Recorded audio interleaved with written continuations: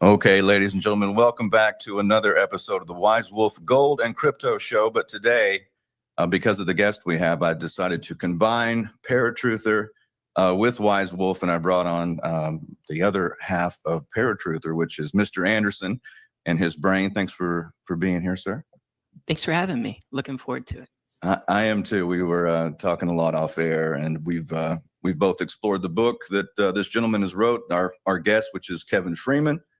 He wrote a book called Pirate Money, and it's a great. We're going to get into this because this is some awesome history. Kevin Freeman is considered one of the world's most leading experts on the issues of economic warfare and financial terrorism. He has consulted and briefed members of both the U.S. House and Senate, present, past CIA, DIA, FBI, SEC, Homeland Security, the Justice Department. It's a fascinating bio, and the book is even more fascinating. Kevin, welcome to the show. Oh, thanks, Tony. It's great to be with you. And Mr. Anderson, good to see you. Well, I want to jump in just a little bit of your background and what got you to write this book. And of course, I'm looking at the Amazon title here. I like the subtitle because this is right up my alley about the hidden plan for economic justice. You know, and of course, the founding fathers and setting us up a bulwark against central bank digital currency. What was the inspiration for Pirate Money? Well, let me back up let's go back. I'm an investment manager by training. I've got a chartered financial analyst designation. I worked for the great John Templeton. I dealt with international money management. We were handling billions of dollars.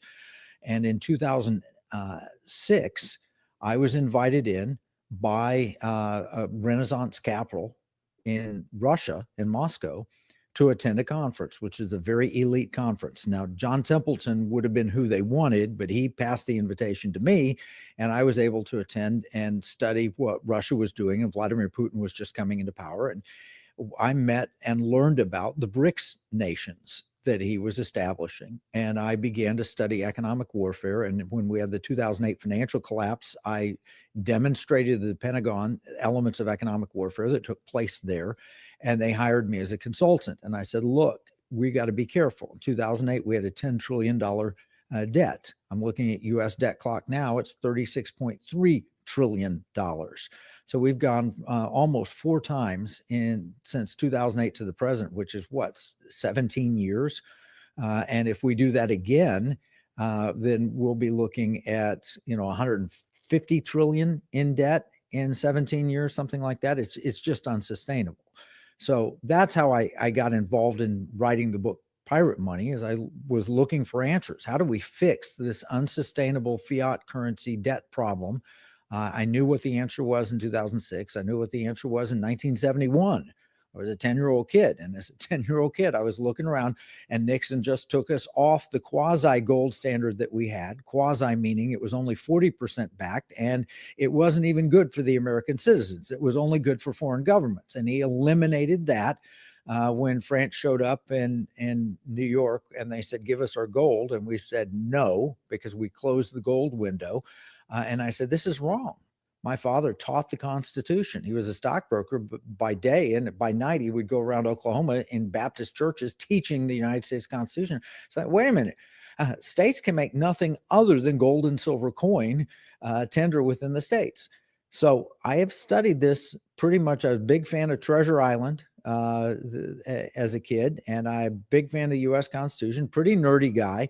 And I'd studied that from the beginning, and I knew that real money to the founders were Spanish mill dollars and gold doubloons, also known as pieces of 8 and gold doubloons. And if you say those terms, average American says, oh, Captain Jack Sparrow, gold doubloons, pieces of 8, it's pirate money. And so that's what our founders thought real money was. They didn't want to use Spanish or British money. They wanted to use Spanish money. And most of the Spanish money that circulated in the Americas was the result of piracy. And so that was real money to them. So that's how I got the inspiration for Pirate Money. I like how you also you changed my perception of John Paul Jones, because I always thought of him as the bassist on Led Zeppelin, and now I think of him as a pirate and plundering cities and the immigrant song blaring. So So before the basist existed, there was a pirate in the British annals of naval history known as John Paul Jones, who's also the admiral founder of the American Navy. I went to John Paul Jones Elementary as a 10-year-old kid, so that ties in as well. But our founders actually were benefited by piracy. The Tea Party was an act of piracy. The whole rebellion, had it been put down, would have been seen as a piracy type rebellion. George Washington would have been a criminal and all that, but we won, so we got to write the history. Yeah, I was thinking of this interview and thinking of your book, and that I talk about this all the time because this is my wheelhouse. But the 19th century, and we were discussing off air about L. Frank Baum's The Wizard of Oz and the allegory there, and William Jennings Bryan, the Cross of Gold speech, and the end of the 19th century when they were calling for free silver and the expansion of the money supply. Still, the American people didn't have to suffer under inflation in the 19th century. It wasn't a part of our history because of the founding fathers, because of the Constitution, because only Congress could coin money and it had to be gold and silver specie. So you really don't have any real inflation at all in the 19th century, aside from pockets of like the Civil War and Lincoln's greenback, and of course other political movements. But there wasn't any inflation. And that's something that's lost, I think, in our timeline, because we've gotten so used to the hijacking of the money supply. By the way, nothing changed. The Constitution still is the Constitution. It doesn't allow for a Federal Reserve, doesn't allow for a central bank. If you really read it that way, I certainly do. And I think that's shaped our reality now. I mean, everything that I fight against or speak up against, whether it's the deep state or the military-industrial complex or whatever, it all just tracks back to the fake money, which is fiat currency. And it really is truly evil, in my opinion. The founders knew that that was something that they were going to have to set up a bulwark against, and they did. And unfortunately, we've departed from the Constitution. Yeah, they absolutely set that up. The founders hated paper money. It's very clear from their writings.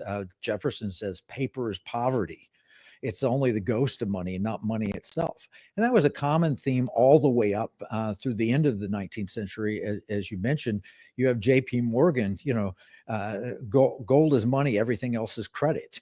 And that notion, we did have that aberration during where Lincoln loved Lincoln, but he suspended habeas corpus. He did a lot of things that go against individual liberty to preserve the Union. And so I admire him as a president.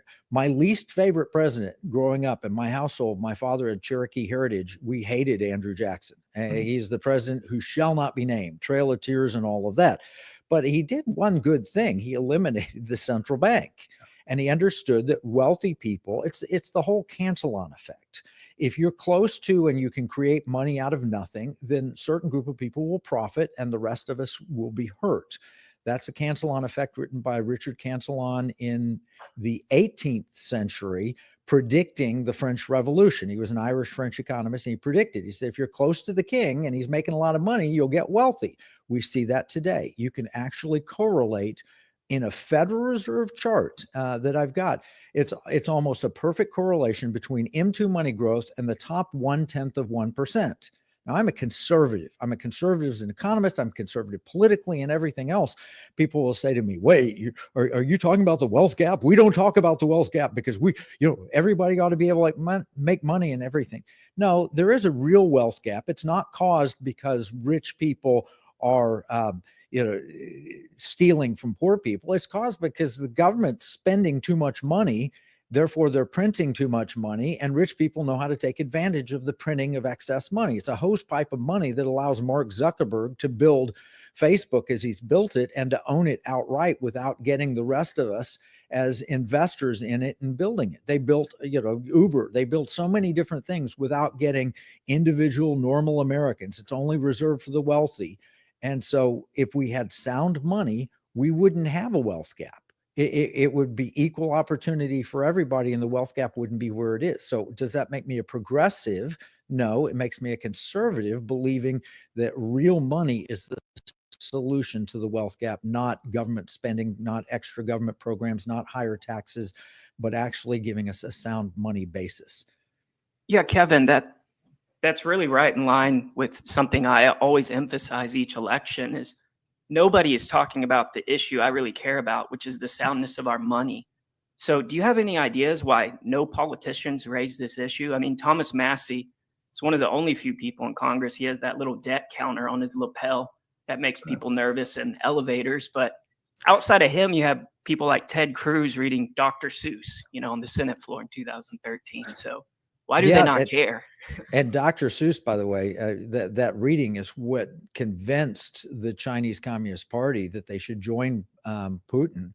Putin has said we got to remove the dollar's reserve currency in 2006. He tried to destroy the dollar in 2008 by dumping every Fannie Mae, Freddie Mac bond that was held by Russia and tried to crash the system. And the Chinese didn't join him until Xi Jinping came to power in 2013. And he said, look, the world cannot be held captive by a nation that is reading children's stories rather than dealing with their debt. And Senator Cruz I'm a big fan of Senator Cruz. He's a good friend. I've supported him in all of his elections, and I understand why he did it.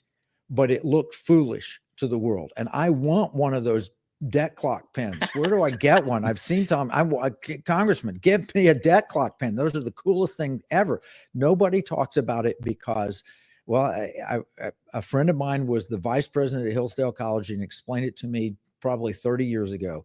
He said, everybody fights to get to Washington claiming that it is a cesspool and I will go fix it. And when they get there, they realize it's really a big hot tub and they get in and enjoy it. Well, I like that. I'm going to use that from now on. That's exactly right, though. But I think if you take a step back and you look at the problems we have, you mentioned the debt and the 36 trillion, and you look at the unfunded liabilities, you look at our overstretched empire, the fact that, you mentioned Russia and China and de-dollarization, the war against the dollar, but a lot of that is, there's a CIA term called blowback when it comes to foreign policy. A lot of the problems that we're having with the dollar is actually blowback from the 40 different sanctions we have on 36 different countries, the weaponization of the dollar. I think that, the reallocating of funds that were taken from Russia and giving to Ukraine. I mean, you can look at that and look, other nations take notice and they want to dump the dollar system, the SWIFT system, and get away from it. My study of BRICS, which, Brazil, Russia, India, China, South Africa, now Saudi Arabia, they're at like 25 nations in the periphery. They're like 50% of the world's GDP or 60% or something like that. They want to get out of the dollar system.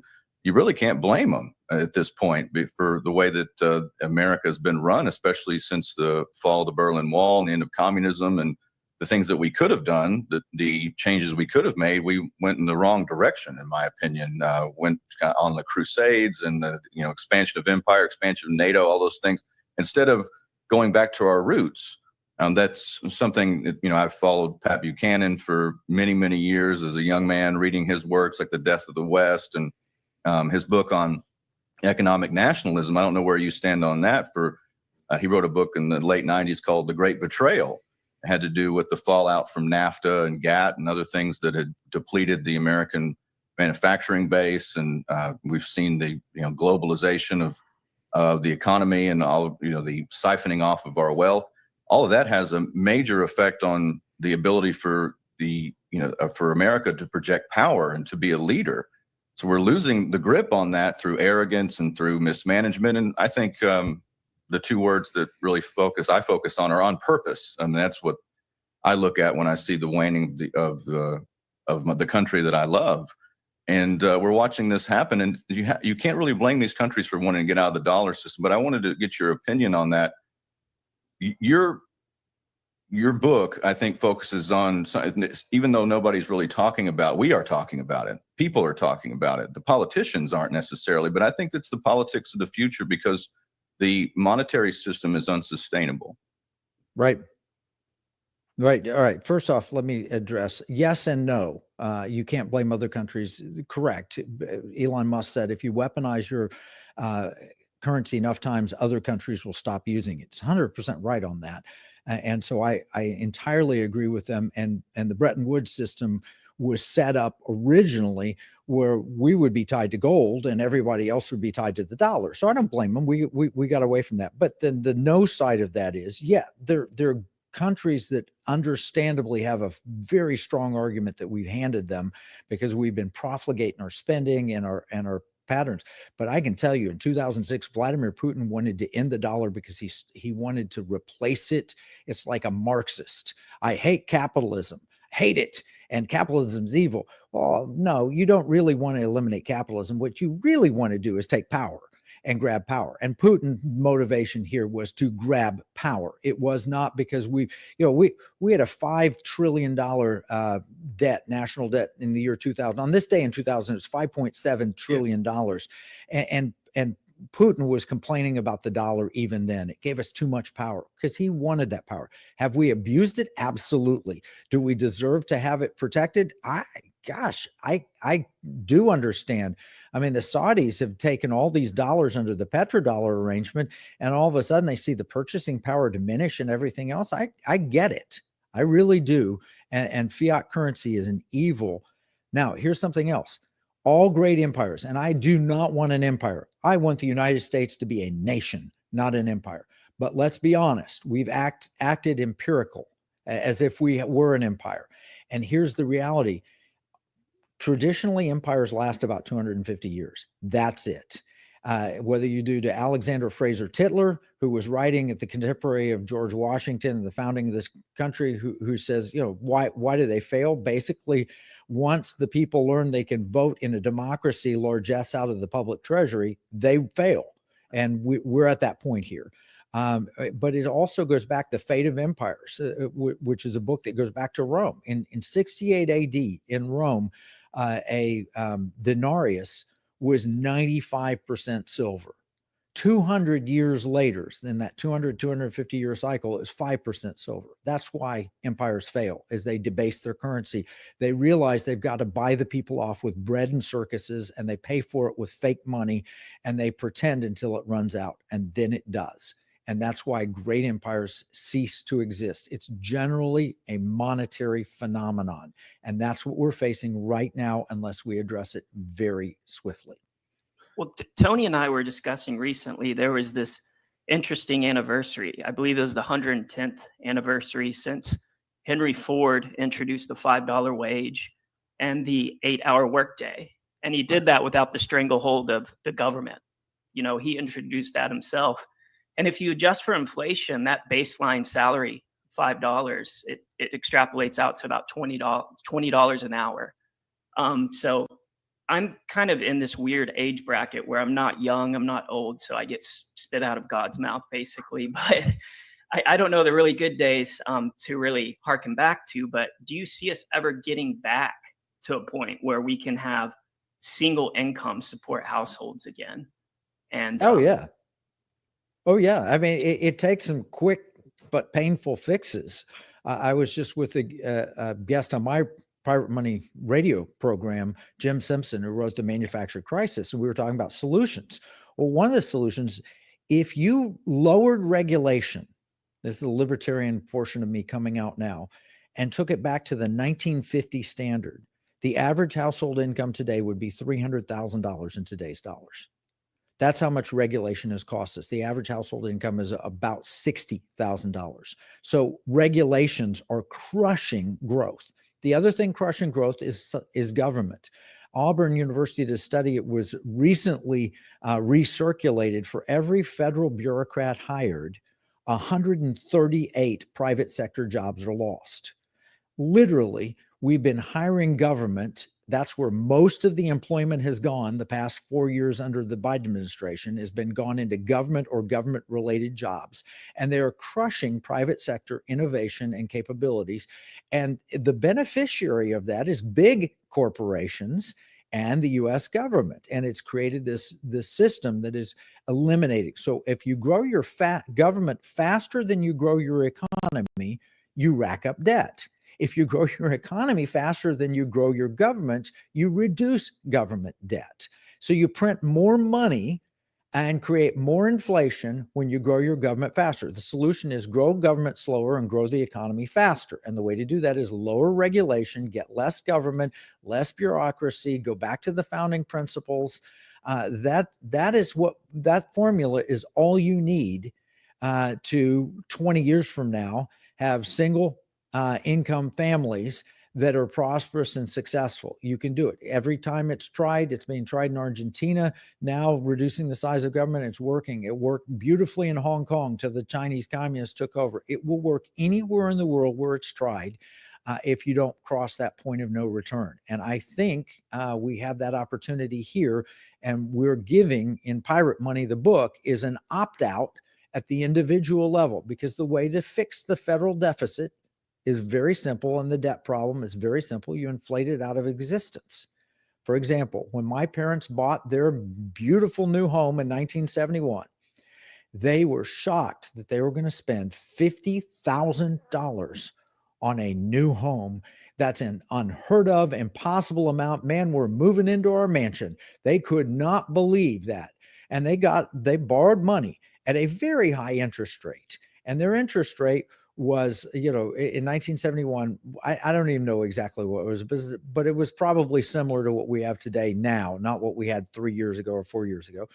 And they paid a $300 a month house payment, and they were shocked. Oh, where are we going to pay $300? Well, 30 years later, inflation solved that problem, because that $300 a month was nothing. It's less than they were probably spending on dining out 30 years later. So inflation will solve the debt problem. The problem is people will be hurt in the interim, in the meantime. That's why we've come up with this whole notion of pirate money, which is a means at the state level for people to opt out of the fiat currency system as an option. And they could do all their business in gold and silver and literally step away from the flood that inflation and the damage. It's like an arc that you step onto until the inflation subsides and the land clears when you've grown your government back and you've solved that problem. Well, that's an interesting thought experiment. I hadn't thought about interest rates going back to 71. I do know, you go off the gold standard August 15th, 1971, and fast forward to 1979, and they're raising interest rates to the teen with Paul Volcker. And the reason they did that was to contract the money supply because of the Nixon inflation shock that happened through the 70s. And there's two things that we just crossed the 50th anniversary last year. One was the agreement. I want to get your take on this too. The agreement that we had with the Saudis for the petrodollar in 1974, which just lapsed, and we did nothing. And in my line of work in alternative media, the petrodollar was always the thing that we go abroad, and all the empire and all of the intervention and then, the Iraq war and everything in the Middle East, interventions, deserts. That was all about the petrodollar. Guess it wasn't because we didn't do anything about it. But the other anniversary we just crossed was Gerald Ford, making gold legal for the average person to own again. And that was New Year's Eve, 1974. So, a couple of things that happened 50 years ago. And like you said, I mean, you can't rely anymore on the dollar. You can't put those dollars away like previous generations could, and it holds that purchasing power. It harnesses all that work because it's going to diminish, and the average person isn't taught that.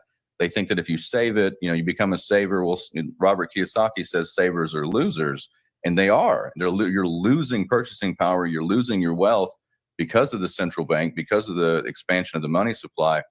But I wanted to get your take on what happened with the petrodollar, Kevin? I mean, why did they just let that lapse? Okay, let's go back in the history, and you're entirely right, Tony. What you said is absolutely accurate and correct. 20 years ago, if you'd made that statement, you were a conspiracy theorist. There's no such thing as a petrodollar. We don't have an agreement with the Saudis. It just happens to be that they're buying our debt because it's the safest and best debt in the world. And of course, the Saudis want to own dollars. The reality of it is it was an agreement struck by Henry Kissinger in 1974 based on the notion that we just ended we don't want to have any more oil shocks that hurt the world economy. There's 1973 oil crisis, and we're not going to be producing our oil to compete with you, which we certainly have lots of, and we could do. We're going to buy your oil, and we're going to let you own that as long as you recycle it back into U.S. Treasury debt. And so we will protect you. We will be your military protection. Why did we let it lapse? I don't know that we had much of a choice in it. Number one, we are so arrogant now that we no longer remember the crisis of 73, 74. Or perhaps you could say the Biden administration was run by individuals that want to see the United States knock down several notches on the world stage, and we want to be just one nation among many. Or it could be that the Chinese were in talking to the Saudis and saying, what do you really buy from America other than their largest export, which are treasury bonds? What do you buy from them? What are they going to do to make your life better? Look what we can manufacture in China. And by the way, we need your oil now too. And why should the dollar reign supreme? And so they talk the Saudis into abandoning an inflation hurt dollar and starting to invest otherwise. You don't have to hold with this. It was a 50-year agreement. Why do you have to renew it? We just arrogantly went on saying that we have what is known as the myth of dollar permanence in Washington. They assume the dollar is always and always will be permanent, just like the British did in the 1910s and 1920s with the British pound. The sun never sets on the British Empire. It will always be the dominant currency, or the Spanish before that, or the Dutch before that. All reserve currencies of the world have a shelf life unless they are real sound historical money. And the only thing that's been real sound historical money from Bible times to the present is gold and silver, occasionally and in limited amounts copper. Everything else has been fiat, has been without value. I have nothing against Bitcoin. In fact, if I knew Bitcoin were truly limited in value and truly provided privacy, I would love it. However, I can't make it constitutional currency. The founders didn't write into the Constitution that a state can make Bitcoin legal tender. Therefore, until that is added to the Constitution, where I have this protection in legal framework protection, I fear that governments will try and squash it or co-opt it or control it. Other than that, I think it's great. I think limited money supply that tends to grow with the growth of human endeavors, that's what works, what functions best. Right now, the U.S. dollar is not tied to anything. We have the myth of dollar permanence. Other nations want to stop using it. And so what we see a crisis from the loss of the petrodollar. The last remaining pillar of strength under the dollar was the petrodollar. And now we're living off the fumes of American military might, perceived American military might, and so forth. And we're losing adherence on a regular basis. I agree with you that the loss of the petrodollar seemed like an inside job. I mean, you had Bernstein, the head economic advisor for Biden, he's trying to answer on 60 Minutes about what currency was or something. He just couldn't do it.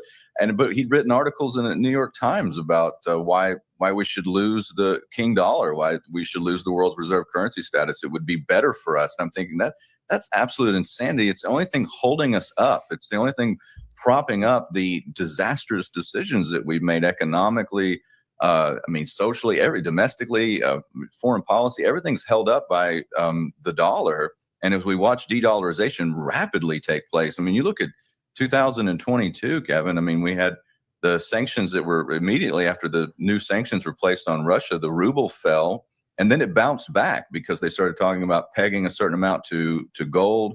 And, again, it was in the tank for about 60 days and then shot back up. And then you watched the percentages of dollar usage decline. It went from with 70 some odd percent in 2001 down to in the 40%. Right now, usage around the world. So money velocity is slowing down. I remember being a young soldier in Iraq and after the invasion and walking around paying for everything in dollars. They didn't take the Iraqi dinar. We were sent to that was the first place I was sent to was the bank in Mosul. They were running out with giant boxes of Iraqi dinar with Saddam Hussein's face on it. Nobody wanted them. I watched a paper currency die in real time. And people would accept the dollars. Now you fast forward 20 years later, it's illegal to use dollars. They started cracking down on banks in Iraq because, again, the periphery of the BRICS and what's going on right now, I think the reshuffling of the grand chessboard. So de-dollarization is rapidly happening. It doesn't seem like there's anything on the horizon politically to try to bring that back. You have Trump talking about 100% tariffs on nations who want to create their own currency. But Kevin, I don't see that BRICS are trying to create their own currency. From all my research, I think they're just trying to use gold and cross-border payment systems and commodities. What are your opinions? What's your opinion on BRICS and a competing currency? Well, a couple of things. First off, let's talk about the de-dollarization. It's happening not just at the BRICS nations, it's happening at the central bank level around the world as they're reducing their holdings in dollars relative to gold. Everything they're buying is gold. In terms of, are the BRICS nefarious or is it legitimate? Both. It's both true. It's nefarious in that the BRICS nations want to use this as a weapon against the U.S. dollar and against America, and there's no question. You mentioned something. You said, I think it was the basis for what you were saying was that we don't want to get cut off suddenly and so forth. But Jared Bernstein, that's what it was. Jared Bernstein actually said it would be good for us to lose King dollar. And he's right. This is the Jared Bernstein that, by the way, couldn't answer what modern monetary theory was, couldn't explain why it was that we borrowed money and we also printed money, which doesn't make sense unless you have a central bank in between profiting from it. Why do you, if you print money, why do you have to borrow money? And he'd say, well, we print the money and then we lend it to, no, is that what we do? You know, it's pretty funny clip on the internet. He doesn't understand modern monetary theory is a failure. But where he is right is that we would be better off if we weren't the reserve currency to this degree. And now don't just clip that out and say, oh, Kevin says we should lose the reserve status. I'm like, we'd be better off like the guy that is overspent his credit card, gets cut off from the credit card company, and 20 years later, he's turned his life around because he realized he couldn't keep spending, right? That's how we'd be better off. It would be extraordinarily painful in the short term if our credit card gets cut off. And that's essentially what the federal government has had, is an unlimited credit card. And if the banks call up and say, no more, you can't borrow anymore, and you're going to have to start paying back, and the interest rate you're paying is no longer a teaser rate, it's going to be an exorbitant normal market rate. No, it'd be very painful. 20 years from now, the young person would be better off because I finally gave up my gambling addiction or my spending addiction or whatever, and I got sober and clean, and now I'm better off. Yeah, but it'd be terrible in the short term. And here's the worst part, Tony. I was brought in by DARPA when I was the Pentagon consultant on economic warfare, and they asked me to teach them how to wage economic warfare. And I was in there telling them, I said, no, you're missing my point here. My point is they're waging it against us, and we need to shore up the dollar. How? We need to get sound money principles, cut spending. It's all in my report that I produced for the Pentagon. They didn't want to hear any of that. DARPA wanted to know, how do we weaponize it and use it? I said, well, here's how you can weaponize it. You can cut them off from this and this and this, but don't do that. Well, I'm the guy that was in there teaching. I'm sure there were others, but you can blame me to a certain degree. And it's like, why'd you teach DARPA how to weaponize our currency and use it against other nations? They did. And I warned them, don't do that, because this is where it will end. We're exactly where I thought we would be if we did that. They didn't want to listen. They wanted to weaponize. And it's very dangerous when you think you're the only guy in town and that you're the only one with a gun and you're the only one that rules the whole street and everything. No, it's not true. There are others, and they can learn to weaponize back. And that's what they're doing. So have they invited you back to the Pentagon? No. DARPA has not invited me back. I was there during just to get into some of the inside baseball stuff. It's in my book, Secret Weapon. I was there during the very end of the Bush administrations when they hired me, and the start of the Obama administration. And literally, I got a call from a guy named Rich Higgins, who was the head of Solic, who was basically my contractor. He contracted me. And Rich called me one day and said, we're going to classify your research, and if you ever speak of it again, you will be thrown in jail. You are never to discuss this.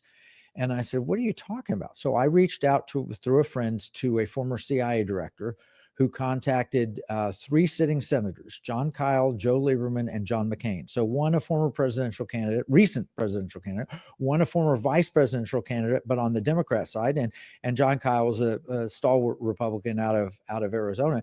And they told the Pentagon, if you classify Freeman's research and threaten him, we will read it on the Senate floor tomorrow and we'll expose all that you're doing. And then they called back and said, well, we apologize, Mr. Freeman. You misunderstood us. We meant we could protect you. And I said, no, you said I would disappear. You would throw me in jail. And then later they said, we can make people disappear. No, that was a direct threat. And by the way, Rich Higgins is the guy that wrote in the Trump administration. He was on the National Security Council. He wrote this book called The Memo, which, shocker, New York Times, Washington Post said, what an idiot he is. He's claiming that the deep state is out to get Donald Trump. He doesn't know anything. And of course, he proved to be right. Rich has passed away tragically a couple of years back. I don't blame him personally. He was just the messenger. But the bottom line is, no, they have not invited me back. And yes, they have threatened my life. And yes, they have threatened to throw me in jail. Fortunately, I was able to get out from under that and got to know good people like Mike Flynn at the Defense Intelligence Agency at the time. I got to know Bannon when he was in the White House. I've gotten to know, Andy Marshall, the Office of Net Assessment. And I warned him, don't do this. Let's not make America an empire. Let's make America a constitutional republic. Let's show other people the liberty path and help them get along the liberty path. Let's go back to sound money. Let's reduce regulation. I mean, the kind of make America great again. In fact, I wrote a book called Game Plan, How to Protect Yourself from the Coming Cyber Economic Attack. And it listed the MAGA type steps, drill. We got to produce our own energy. We've got to reduce the deficit. We've got to, it listed all these things to make America great again. The last of which was return to our spiritual roots and not try and be a empire, but be a constitutional republic. No, the government has not been open to that message. I'm hopeful that the Trump administration and many of my friends who are going into that will be open to that message. Well, that's one of the things I really love about you breaking down pirate money. And I'd like you to do that, the 6 pillars, but the first being biblical, right? Getting back to the biblical foundation of what is money. And this is kind of an oddball question, but let's say they did roll out CBDC. Would there be any way to reject that just on a religious basis? Actually, constitutionally, you could make the argument in court and hope you win. Of course, they constitutionally made an argument against FDR confiscating gold in 1933. It was by executive order. It wasn't even by congressional action. And the courts upheld his really bad executive order. And he did it because of hoarding. So how do you fight that? Well, the only way to fight it is to have an option to opt out. And the opt out is at the state level. If the states exercise their constitutional authority, then it becomes a battle, not you, Tony, or you, Mr. Anderson, against the monolithic U.S. government. It becomes a battle of the state of Texas or Utah or Florida. And we fight. And if we get enough of us together fighting, they lose. And so we give an opt out to where people could actually have their money outside of the central bank digital currency. Because unfortunately, the courts have ruled that the Congress can coin money, and they've allowed the creation of the Federal Reserve and the Federal Reserve Act. And so they delegated that authority to the Federal Reserve System, which you could argue is unconstitutional in itself, but it's withstood challenge all this time. So if you can't beat them, then you go around them and you create an optional alternative that people can use. That's why they fear Bitcoin so much. The problem with Bitcoin is that it's become well accepted, well adopted by individuals, and because it's in use and large money interests and so forth, the Congress is loath to squash it. Here's my solution: is we create constitutional currency using gold and silver, where we have peer-to-peer transfers of gold and silver for goods and services. And as quick as we get it passed, the first thing you do is you start donating money at the federal level in gold. You call up their office and say, hey, I want to donate some money to your campaign. Oh, okay. Well, here, you can do it on our website. Win red for Republicans. I'd probably win blue for Democrats. And you can donate. And it's like, no. I want to do it peer-to-peer and I want to give you gold. Will you take gold? And of course they'll take it. And once you do, you have them. Once we create a gold-based alternative monetary system, people will adopt it, make it optional. Don't make it mandatory. Let the free market determine, and the free market people will gravitate to that. And once we have that central bank, here's your choice. You can be monitored by the federal government with a fiat currency that is backed by nothing, that can control you, can cut you off, can add to, can do reparations through, or whatever, or you can have actual real money and you can operate in that. Well, if I'm buying something and I walk in with real money, I expect a better price than I walk in with fake money. It's just you get a better deal when you go pay cash for a car. And it's like, well, pay cash for a car, you can get a better deal. They'll give you money off. Or you can say, as the seller, do you want to be paid in fake money or real money? I want real money. And so people will gravitate and use that as long as you allow the free market to set the value and allow the free market to operate the system. Optionally state-based constitutional currency, which is what I advocate for in the book Pirate Money, is the opt-out that really kills central bank digital currency without killing it, because the state can't. If they tried this in Florida, Governor DeSantis, good for you. You got it passed, and you said that you said very plainly that central bank digital currency will never be available to Floridians. Well, I just want to point out that in the 1970s, states one by one said, we will not accept a 55-mile-per-hour speed limit. That's not the federal government's control. This is in our state border. And of course, they forced it on them. Even California voted Prop 8 that says marriage is between a man and a woman.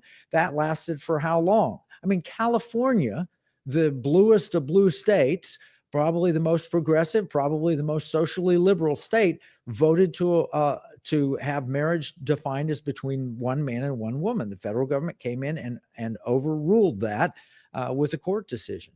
So giving an option, that's the only legitimate way to really prevent central bank digital currency.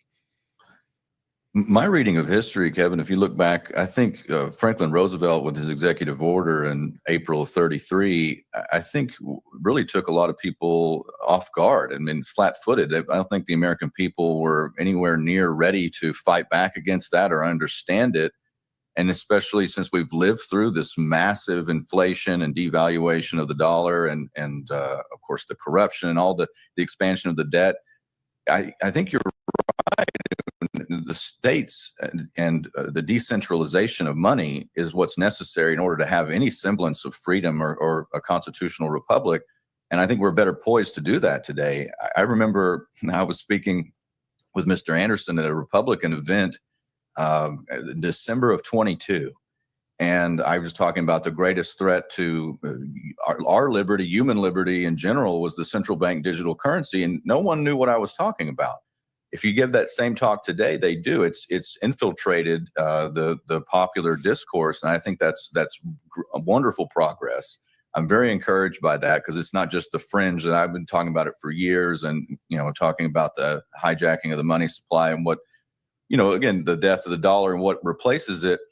I look at things like Davos and the World Economic Forum, and they were just so excited a few months ago that 97% of countries have adopted some sort of a white paper blueprint for central bank digital currency. They want to run everything through a digital hub, and that that allows them to contract and expand the money supply in real time. It also really just Catherine Austin Fitts said this, that it disguises a surveillance as money, and that's truly what it is. It's the end of politics. It's the end of freedom. It's the end of movement, of choice, of everything. And that's what we're up against.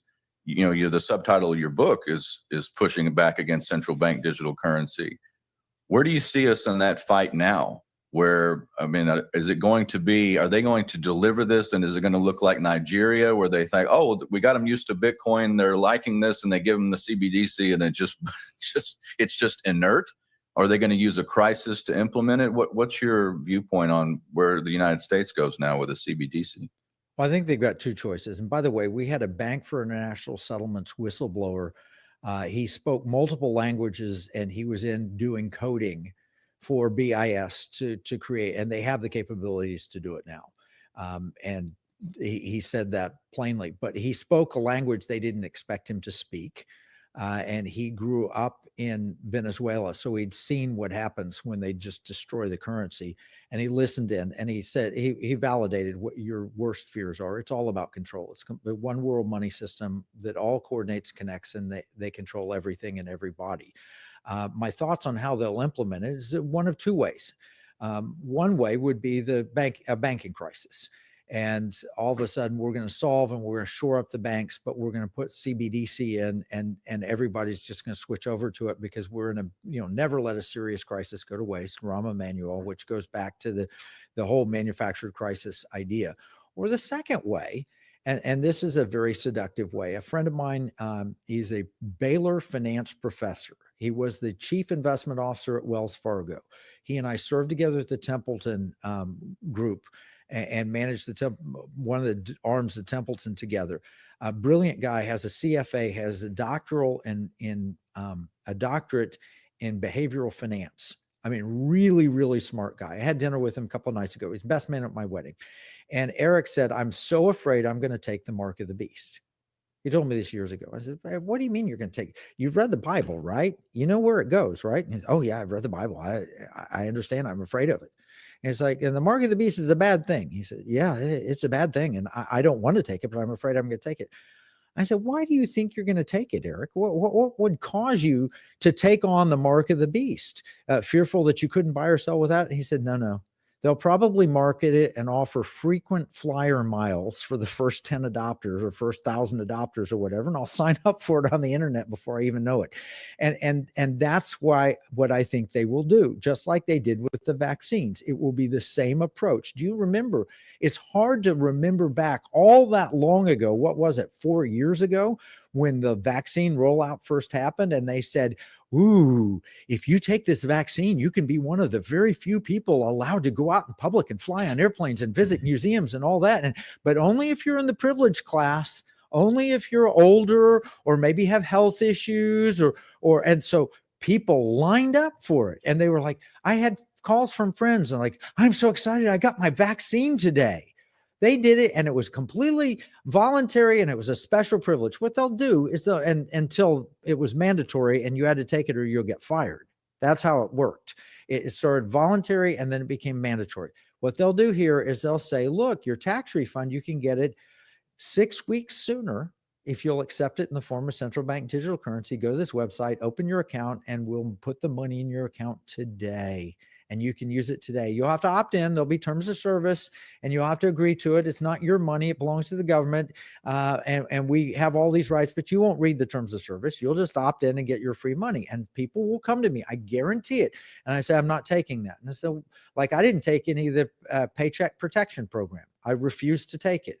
But it's free money. You should take it. You can justify taking it. You should take it. And I said, I'm not taking it. I'm not even going to apply for it. I refuse to take it, but you'll be paying for it in taxes.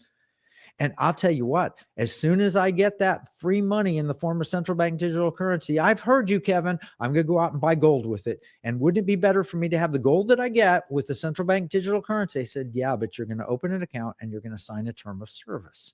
And when you sign that term of service, I don't know if you recall the story. It happened not long ago with Disney. There was a woman who went into a Disney restaurant and she said, I have a peanut allergy. They promised her she'd be fine. She ended up, she was a doctor. She ended up taking her epinephrine, going to the hospital, and she died. The husband decides to sue. He sues Disney. He sues the restaurant owner and so forth. Disney says, you can't sue us. You once took a free trial subscription to Disney Plus, and you watched our Disney Plus, and it's agreed that you would never sue us, that you would always submit to arbitration. If it weren't for a large public outcry, he would have gotten nothing out of Disney. But because he had the large public outcry, they agreed not to hold him accountable to the terms of service that he had signed to. That's ridiculous. They agreed to not hold him accountable. So he was able to settle with Disney. He probably got some money for it. Disney got held a little bit more accountable. Terms of service are death.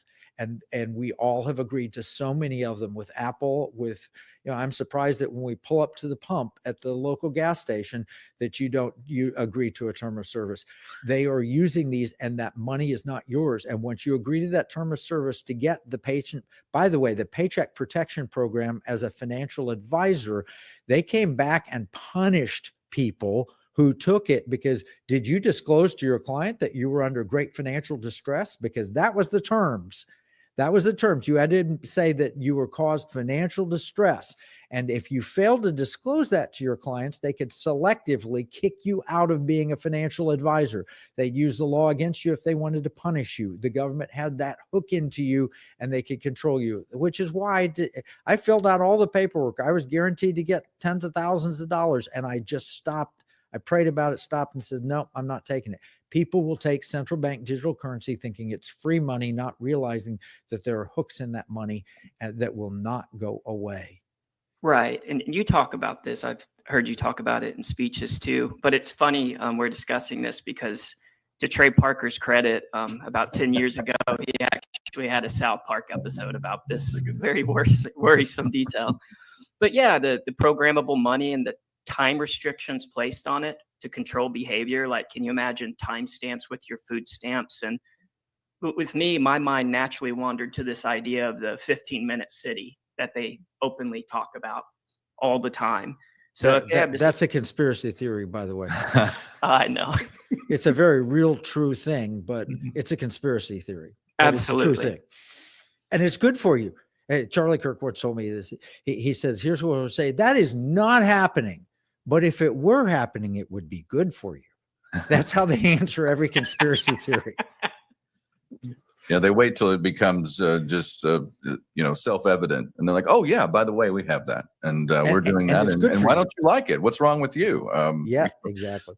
That's usually how all of this works. I see a danger, and I don't want to get your opinion on this. I'm of two minds when it comes to the bimetallic system, the gold standard. We saw what happened with Franklin Roosevelt. We saw that, the anti-hoarding or whatever you want to call that. You had to turn the gold in, and the gold flows through the central bank to the Bank of International Settlements, and there's a whole workup on that, and I'm sure you know that history. So they expanded the money supply, and then we're technically on a gold standard. After Bretton Woods in 44, we're technically there on a gold standard. The dollar is still strong somewhat. You can save it.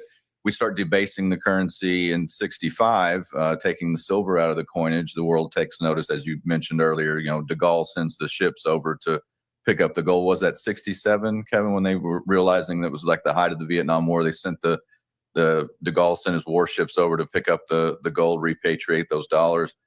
I have a mixed mind on if there's a political movement in this country to go back on a gold standard, do something like that. Do we also have to face some sort of, you can't own it? Like we have to reverse that because they have to control the gold supply or have to control.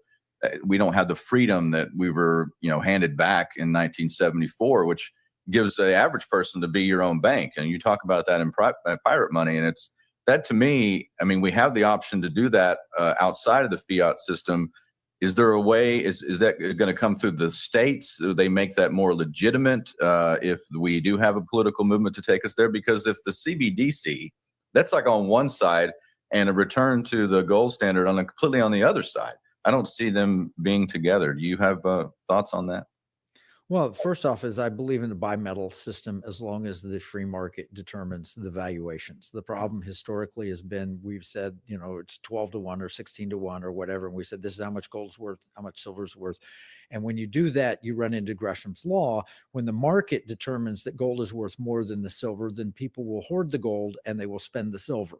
That's Gresham's law. Bad money drives out good when you have that. And, fiat currency, you would say, well, people will spend the fiat currency and they'll hoard the gold and the silver, which is what led to that unconstitutional taking in 1933, where we're going to take it at $20.70 an ounce, or what, 20 something an ounce, and then mark it up to $35 an ounce within a year or two. And all of a sudden wait a minute, you just stole that from me and told me it was only worth $20. And then 2 years later, you set the price globally at $35. Did you just not steal, in a deflationary depression, you just stole a huge percentage of my wealth and took it for the government. And people accepted that the courts went along because Roosevelt threatened to pack them. The courts also went along because we were in a deflationary period. where people were just desperate for anything to be able to buy something with, and they thought it was an answer to inflation. But I think we need a bimetal standard as long as it's a free market driven. So what is a shirt worth at Macy's? Well, it's worth what the buyer and seller agreed that it's worth, right? And so you go in and buy, and if they're not selling, they'll lower the price till they do sell. And then maybe it shows up at TJ Maxx because they've massively lowered the price because it didn't sell. I think that money should literally move with the price of goods and services, the ability to where you can buy something. You mentioned silver pre-1965 and 1964 quarter, between a dime and a quarter from the history of the automobile till today, a gallon of gasoline costs between 10 and 25 cents. And you say, well, that's crazy, Kevin. I see it at $3 and $3.50. No, it's between 10 and 25 cents. If you take the silver content of that dime and a quarter, it fluctuates, but it fluctuates in that fairly narrow band. And today, the silver content of a dime is a little less than a gallon of gas, and the silver content of a quarter is substantially more than a gallon of gas. If we have the ability to have a state that can protect against the taking, the Great Taking of 1933, and we have a new Great Taking now. David Webb is a friend of mine, has written about a book, The Great Taking. But the Great Taking of 1933 was people are hoarding their gold, and therefore we're going to confiscate it by order of the United States government. You have to turn in all your gold certificates, gold bonds, gold, anything associated. You know who didn't have to turn their in? Person in that order did not include a state. They couldn't order a state to turn in their gold. They don't have the constitutional authority. And a state has a constitutional right to make nothing other than gold and silver legal tender. Article 1, Section 10. Nothing other. Which court rulings, Lane County versus Oregon, or Bronson versus Rhodes, or Briscoe versus Bank of Kentucky, series of court orders have said, no. If a state can make nothing other than gold and silver coin, then by definition, a state can make gold and silver coin. That power is reserved to them, and it is not abrogated by the federal government in any way whatsoever. So what if a state decides that we're going to make gold and silver coin? Well, state can't coin money. It's very plain. A state cannot coin money. So how do we do this? If we can't make gold and silver coin, and the federal government's not producing gold and silver coin at actual face value, they're producing it at a facade, a false value. So, a $20 gold piece is worth $2,650 just in gold content alone today. American Eagle, 1 ounce of gold. So how do we fix that? Well, several Supreme Court rulings. Lane County versus Oregon says if a state insists that gold and silver be used, there's no court, there's no Congress, no anyone that can abrogate their authority under the Constitution to do that. So what can they use? Well, if they can't use gold and silver coin because there aren't any, then they can use gold and silver bullion. Says it plain in the court ruling. Bronson versus Rhodes. There was an agreement between two parties, Bronson and Rhodes. One loaned the other money or did some work for the other, and they had to be payable in gold coins. And by the time that court case rolled around, 1868, there were greenbacks out there. And they said, this note is legal tender for all debts, public and private. I will pay you in paper. And the receiving end, Bronson, said, I don't want paper. I want gold. Well, I can't pay you. I don't have any gold coins. There aren't any around. They outlawed foreign coins and people hoarded them. They didn't want to turn them in because the Coinage Act, I think it's 1857, said that you have to turn in your Spanish coins and we'll melt them down and give you American coins. And people said, well, what if they don't give me as much gold as I give them? I'm not doing that. So they hoarded it, put it in a shoebox, stored it in the closet, buried it in the ground, whatever, in order to avoid giving them their gold coins. So there are no gold coins. I can't pay you back, but I can pay you back in greenbacks, legal tender for all debts, public and private. The court ruled, and it's a very plain ruling. It said, look, you agreed to pay back in gold or silver. You can't pay back in coins, therefore you can pay it back in bullion. What is a coin other than a government stamp as to weight and purity of a certain amount of precious metal? Is the value because the government stamped it, or is the value because of the precious metal? It is incontrovertibly true for now and for always. And this court is simply stating the truth that the value is bullion. And therefore we order that Rhodes pay Bronson in bullion. Well, when you apply those things together and you say, well, a state can make nothing other than gold and silver coin, based on those rulings, a state can make gold and silver bullion legal tender. The problem is it's not really easy to use. I carry my gold coin and I go and buy a cup of coffee at the coffee shop. I'm going to shave off a few flecks and weigh it out. Nobody's going to do that. It's not functional currency. In fact, the IRS looks at a gold coin and says it's not a currency at all. It's a collectible, and we will tax it as a collectible. But what if a state makes it legal tender, as they have a right to do, and they make it in the form of bullion, and then you make an electronic transfer capability with a shared understood ledger? It could be blockchain, or it could just be the state itself establishing a ledger, and you have an account at the state, and you have so many ounces of gold and so many ounces of silver, and you want to walk into a merchant and you plop down a debit card, not a credit card, a debit card, meaning you've got actual gold and silver that the state agrees that you have, and they transfer it from me to you, Tony, or to you, Mr. Anderson. We make an agreement. I like to buy from you a shirt, and I will pay you in fraction. Let's say 1/1000th of an ounce of gold, which is $2.70 approximately, or 1/100th of an ounce, $27. I'll pay for your shirt, and I will transfer it to you in the form of gold. And it will be on the agreed upon ledger taken from my account. And how is that any different than writing a check or using a debit card with fiat currency? The only difference is the underlying asset is not a fiction of the United States government. It is a very real thing. It's gold or silver, and we could operate an economy that way. And if a state does this under their Article 1, Section 10 authority, I believe that we have an argument that that gold or silver should not be taxed for its capital gain, because there is no capital gain. It is only inflation. And guess what? We have an incoming president who has agreed with me on this and said, I think it's immoral to tax the inflation inherent in capital assets. Capital gains should be indexed to inflation. All gains of gold and silver are inflation by definition, all of them, if gold and silver is money. Therefore, I think we have an opportunity for a state with very simple legislation to create a bullion depository like Texas has, or use a Brinks vault in some states, or it could be in the state treasurer's office. They could hold and keep track of gold and silver. They have to have it, has to be audited, has to be real, can't be hypothecated, can't be loaned out, can't be tracked, all of those things. And we could have an exchange system, and you could show up and you can say, I want to take my gold out. I've left it in the system long enough. I want to have it in my house. I want to hold it and I want to feel it like you can with a bank now. You can show up and get your dollars out of a bank account.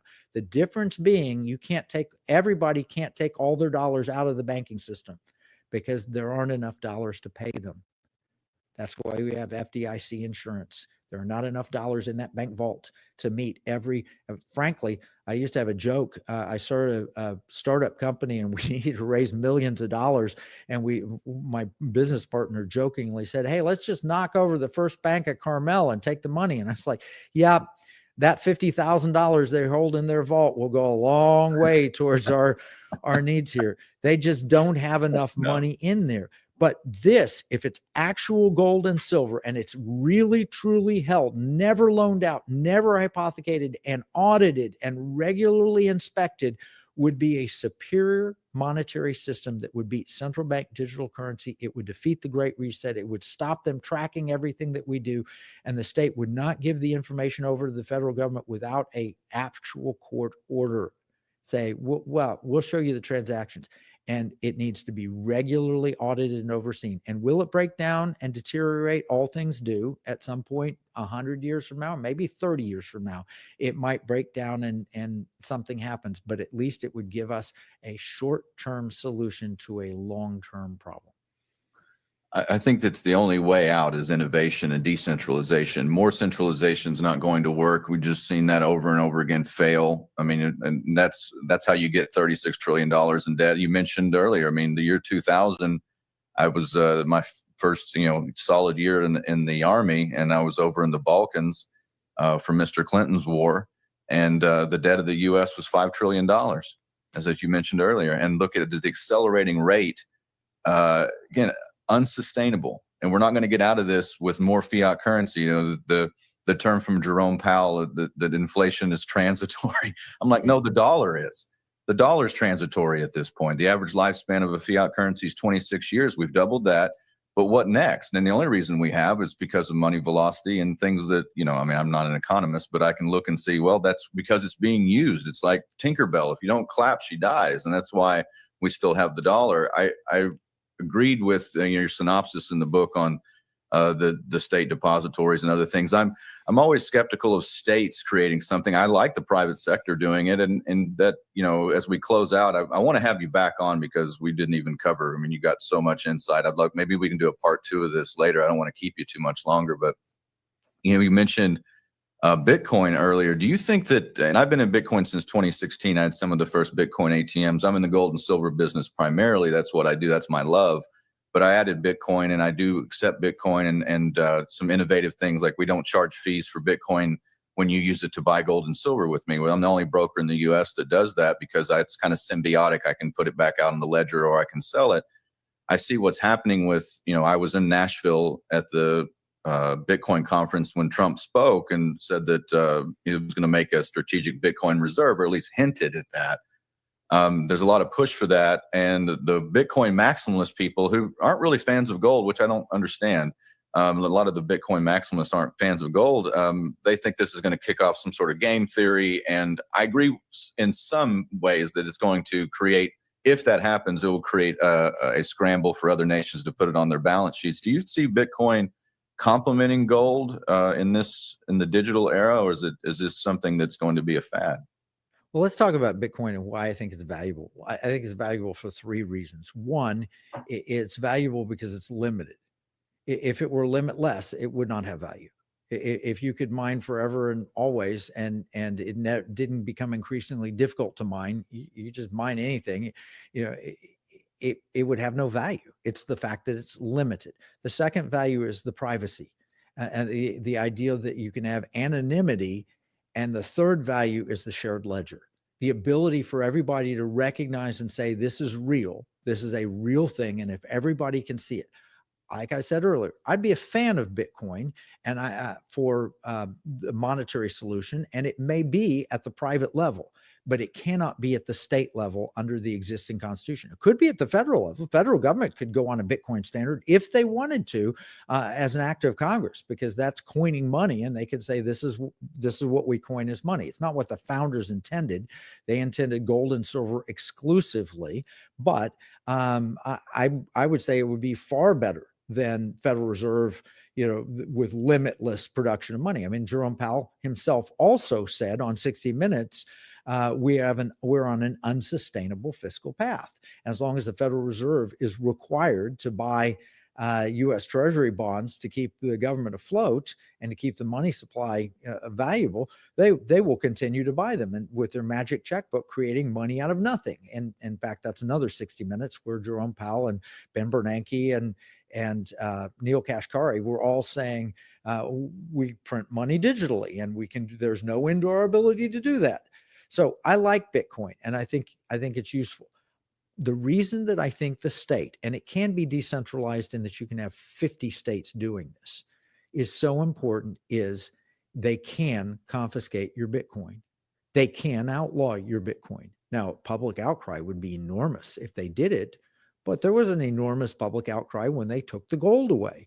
You can see Norman versus Baltimore and Ohio Railway and see all of those arguments. There was an enormous outcry.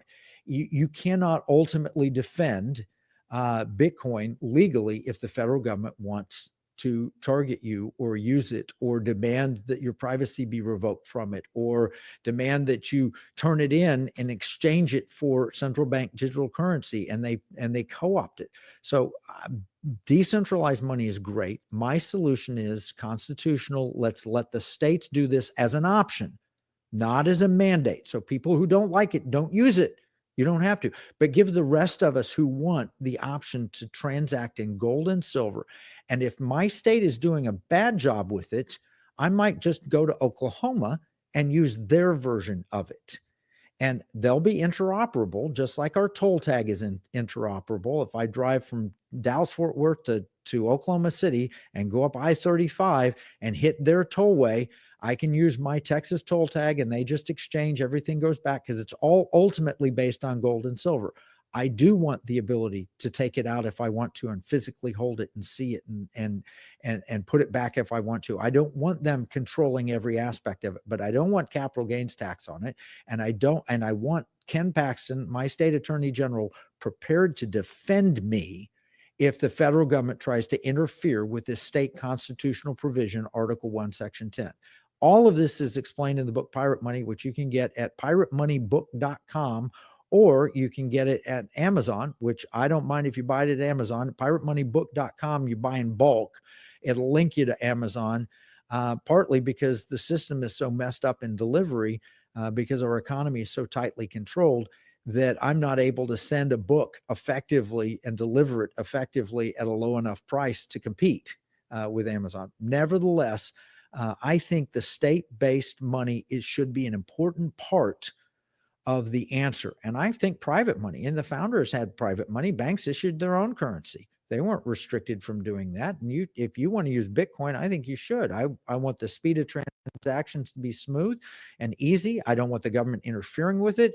I like Bitcoin. I wish that I'd been on the selling end of the 2 Papa John's pizzas or whatever, whoever it was that sold those pizzas for 10,000 Bitcoin. Man, I would have sold 2 medium pizzas for that. I would be a net acquirer of Bitcoin relative to pizza in that instance. Well, I'm glad you're very nuanced on that, as well as I. I mean, I'm just looking for other solutions outside of the system that we currently have, because we see the failures, the cracks in it, and what it creates, and it is truly evil. Fiat currency, it robs people of their futures, of their creativity, and the more you dig into it, just the uglier it gets. So I'm glad that you're out there doing what you do. I've so enjoyed talking with you today. I want to make sure Mr. Anderson doesn't have anything else for you. No, just again, Kevin, thank you for joining the show today, and thank you for taking the mantle on this issue. I encourage people to buy the book and read it. It's really great. Pirate Money. I have a litany of other oddball questions that I'll spare you right now, but just God bless you, and I hope you keep pushing on this issue because it's important. So thank you. Yeah, if I could toss in transactionalgold.com, we started this process in Texas. I wrote about it in my book Game Plan over a decade, 11 years ago.